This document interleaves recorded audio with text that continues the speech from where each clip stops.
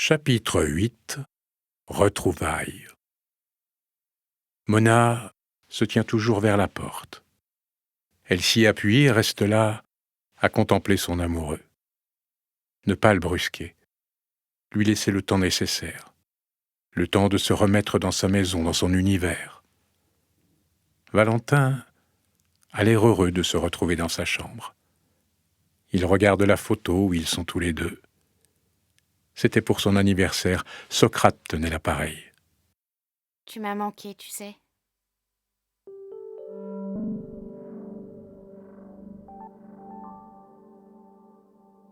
Trop tard, elle l'a dit. Peut-être qu'elle n'aurait pas dû. Valentin est quelquefois ombrageux, imprévisible. Il peut rentrer dans sa coquille et n'en sortir que plusieurs heures plus tard, voire plusieurs jours. Mona se méfie. Il ne répond pas. Elle en était sûre, il est certainement fâché. Valentin a enlevé sa chemise. Mona ne voit que son dos. On dirait qu'il s'est musclé. La peau est à peine ambrée. Et toujours cette odeur indéfinissable d'herbe fraîchement coupée, mais qui commence déjà à se faner. Mona ne connaît pas ce parfum. Ça lui tourne la tête. Elle a envie de se jeter contre son amoureux et de le tenir fort contre elle, et longtemps. Une envie subite et violente de le mordre, là, à l'épaule. Mais elle ne le fait pas. Elle a appris à contenir ses pulsions, à juguler sa violence, à se comporter comme une personne civilisée.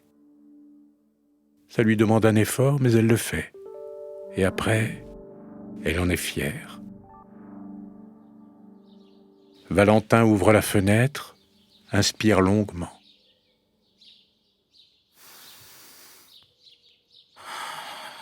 Je suis heureux de retrouver Paris. Pourquoi il n'a pas dit de te retrouver, toi, ma belle amoureuse? Pourquoi il ne l'a pas dit? Je t'embête ? Valentin se retourne.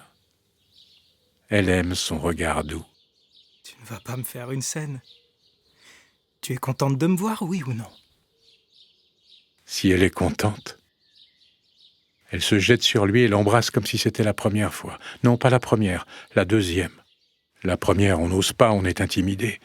Mais la seconde, on laisse aller sa fougue.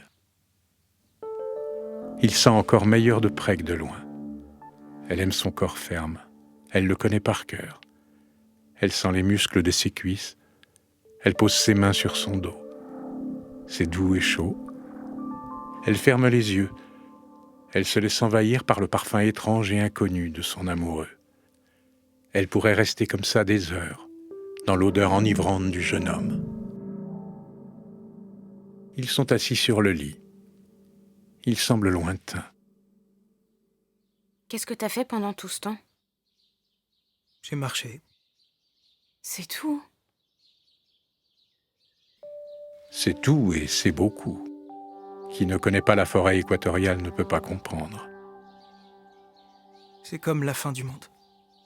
Et en même temps, comme au début, avant que tout existe. Et tu penses que tu vas mourir. J'étais parfois surpris de me réveiller le matin et d'être encore vivant.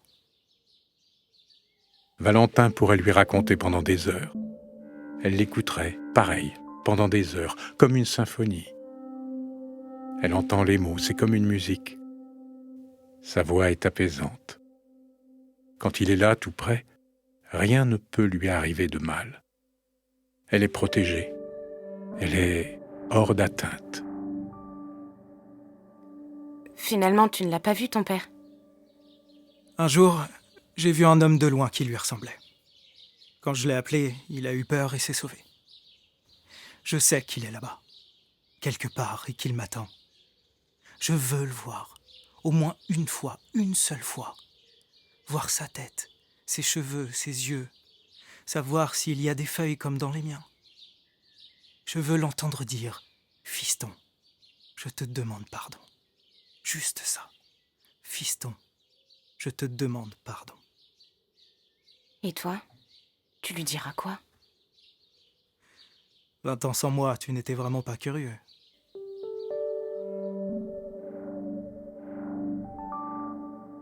Mona prend la main de Valentin et l'embrasse longuement. Elle aime ses mains.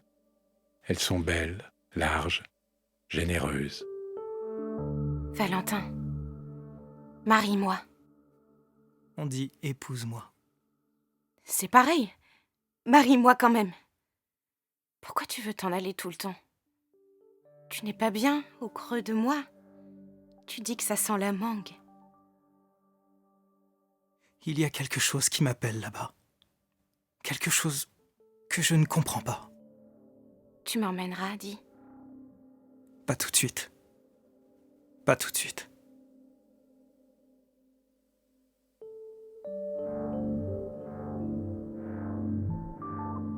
Mona enfouit sa tête dans le cou de Valentin.